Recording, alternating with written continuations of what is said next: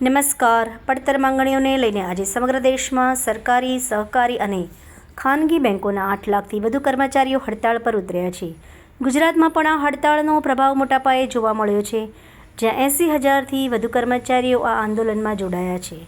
કર્મચારીઓનું કહેવું છે કે લાંબા સમયથી તેમની પગાર, નોકરીની સુરક્ષા, કામના કલાકો અને અન્ય સુવિધાઓને લઈને માંગણીઓ અડધી રહી ગઈ છે.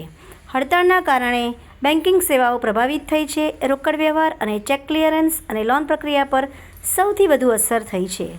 કર્મચારી સંગઠનો ચેતવણી આપી રહ્યા છે કે જો તાત્કાલિક નિર્ણય ન લેવાય તો આ આંદોલન વધુ ઉગ્ર બની શકે છે. આ સમગ્ર મામલે આગળ શું નિર્ણય લેવાશે તે માટે તમામ નજરો સરકાર અને બેંક મેનેજમેન્ટ તરફ છે. વધુ અપડેટ માટે જનફરિયાદ ન્યૂઝને જોતા રહો અને હા, ફોલો કરવાનું ભૂલશો નહીં.